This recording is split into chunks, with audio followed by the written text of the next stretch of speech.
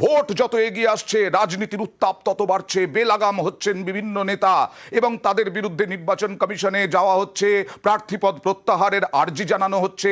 এই সমস্ত হচ্ছে কিন্তু ভোটের মুখে কেন্দ্রীয় এজেন্সির তৎপরতা তুঙ্গে। যেমন মহুয়া মৈত্রর বাড়িতে করিমপুরে গিয়েছিল সিবিআই শনিবার, এছাড়াও তার কার্যালয়ে, দলীয় কার্যালয়ে গিয়েছিল সিবিআই এবং তার সঙ্গে সঙ্গে তার বাবার বাড়িতে গিয়েছিল সিবিআই।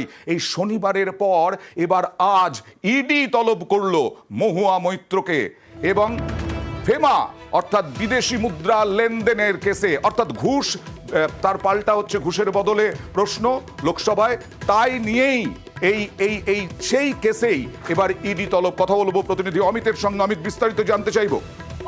একেবারে দেখো, 28শে মার্চ অর্থাৎ আগামীকাল ইডির যে সদর দপ্তর রয়েছে দিল্লিতে, সেই দিল্লির অফিসে কিন্তু ডেকে পাঠানো হয়েছে মহুয়া মৈত্রকে।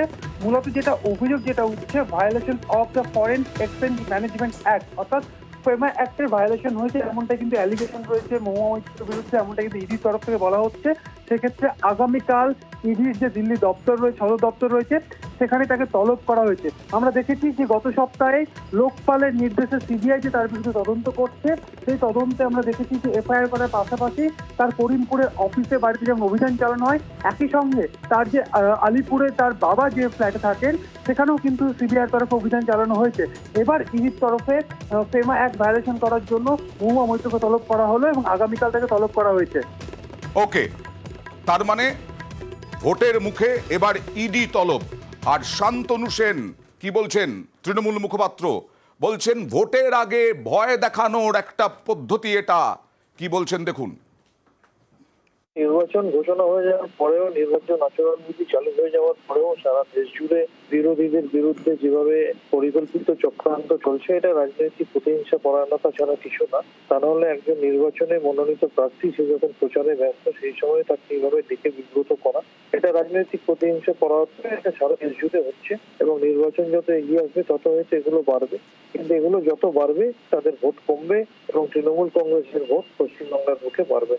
শান্তনু সেন যখন বলছেন প্রতিহিংসা পরায়ণ পদক্ষেপ করছে বিজেপি সরকার, মোদী সরকার, আর শ্রমিক ভট্টাচার্য বলছেন যে আইন মেনেই যা হওয়ার হচ্ছে। দেখুন,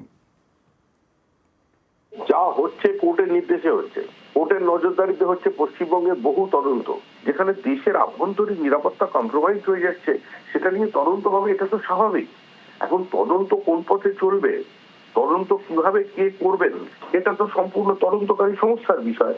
তার বাড়িতে কখন ইডি সিবিআই যাবে সেটা ইডি সিবিআই বলতে পারে। আর যদি তারা মনে করেন যেটা রাজনৈতিক প্রতিহিংসা, তাহলে তার জন্য আদালতের দরজা খোলা।